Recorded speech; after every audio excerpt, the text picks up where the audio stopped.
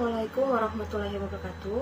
Hai semua, kembali lagi dengan saya Monita Intansari dengan NPM 20 pada mata kuliah Filsafat Pendidikan.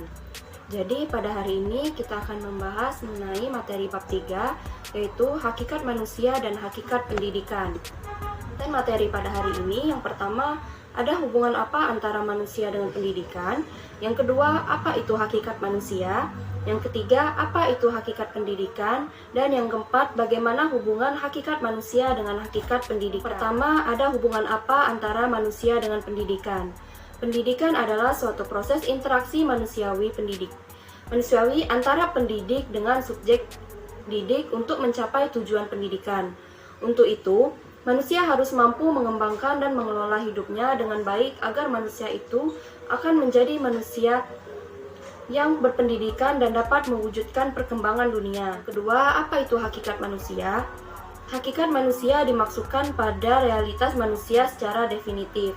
Sebagaimana diisyaratkan oleh kategori pengertian umum dari Socrates, meskipun demikian, masih terdapat kualifikasi yang berbeda dalam melihat hakikat manusia. Hal ini disebabkan oleh pendekatan-pendekatan yang dipergunakan oleh para pemikir. Lalu hakikat manusia berdasarkan beberapa pandangan. Jalaluddin dan Abdullah pada tahun 97 halaman 107 mengemukakan pandangan tentang hakikat manusia ada 4 aliran, yaitu yang pertama pandangan aliran serba zat, yang mengatakan bahwa yang sesungguhnya ada itu hanyalah zat atau materi, alam ini adalah zat materi dan manusia adalah unsur dari alam. Maka dari itu, manusia adalah zat atau materi. Yang kedua, pandangan aliran serba ruh. Hakikat manusia adalah ruh. Adapun zat itu adalah manifestasi daripada ruh di atas dunia ini. Berarti, menurut aliran ini, ruh itu ialah hakikat. Sedangkan badan adalah penjelmaan atau bayangan. Yang ketiga, menurut aliran dualisme. Manusia pada hakikatnya terdiri dari dua substansi, yaitu jasmani dan rohani. Kedua substansi ini masing-masing merupakan unsur asal yang adanya tidak tergantung satu sama lain.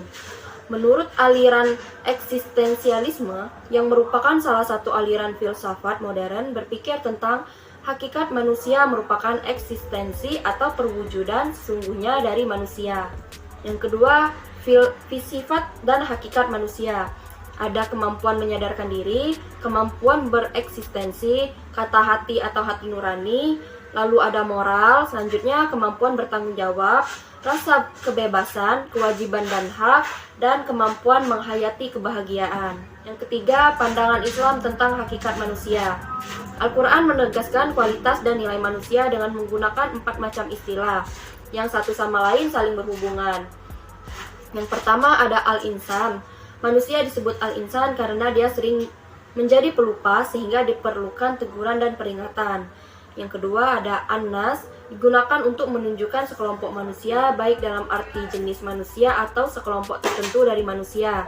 Yang ketiga ada al-bashar, manusia disebut al-bashar karena dia cenderung perasa dan emosional sehingga perlu disabarkan dan didamaikan. Dan yang terakhir ada Bani Adam. Manusia disebut sebagai Bani Adam karena dia menunjukkan pada asal-usul yang bermula dari Nabi Adam alaihissalam sehingga dia bisa tahu dan sadar akan jati dirinya. Yang keempat, dimensi-dimensi hakikat manusia. Menurut Mudia Harjo tahun 2001 dan Umar Tirta Praharja tahun 2000, dimensi-dimensi hakikat manusia adalah sebagai berikut. Yang pertama, dimensi keindividuan, yaitu kesadaran manusia akan diri sendiri merupakan perwujudan kualitas individu manusia. Lalu ada dimensi kesosialan. Adanya dimensi kesosialan pada diri manusia tanpa lebih jelas pada dorongan untuk bergaul. Dengan adanya dorongan untuk bergaul, setiap orang ingin bertemu dengan sesamanya. Lalu ada dimensi kesusilaan. Susila berasal dari kata su dan sila yang artinya kepantasan yang lebih tinggi.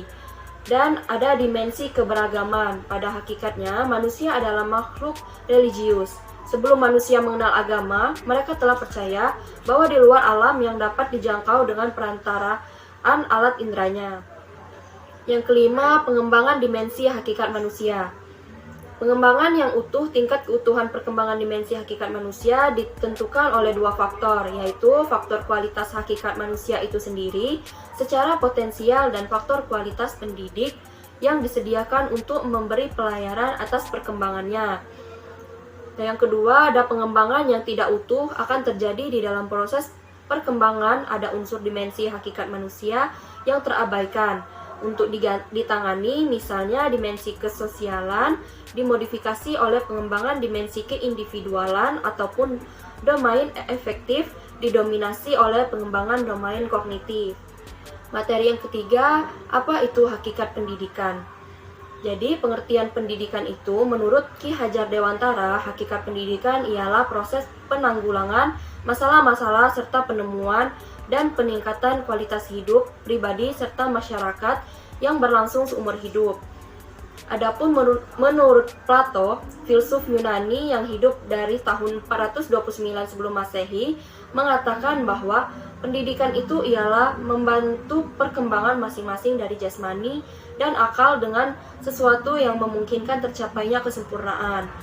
Pengertian pendidikan menurut Undang-Undang Sikdiknas Nomor 20 Tahun 2003, pendidikan adalah usaha sadar dan terencana untuk mewujudkan suasana dan proses pembelajaran agar peserta didik secara aktif mengembangkan potensi dirinya untuk memiliki kekuatan spiritual, keagamaan, pengendalian diri, kepribadian, kecerdasan, akhlak mulia, serta keterampilan yang diperlukan dirinya, masyarakat, bangsa, dan negara.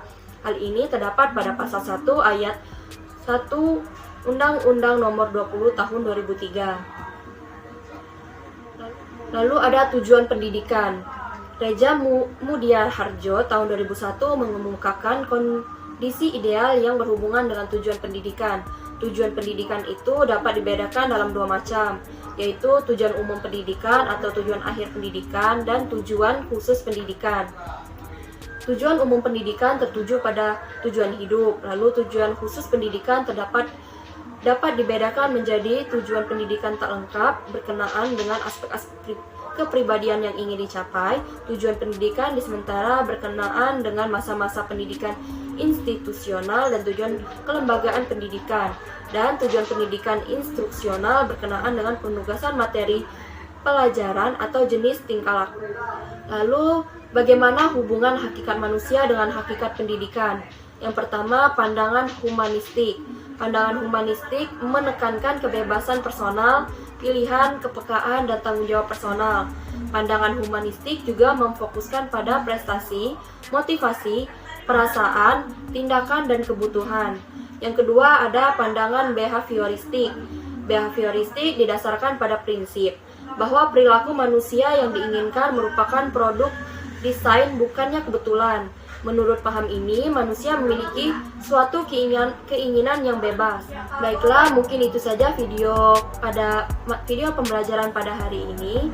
Terima kasih bagi yang telah menyimak. Semoga materi yang saya sampaikan dapat menambah ilmu dalam filsafat pendidikan. Terima kasih. Wassalamualaikum warahmatullahi wabarakatuh.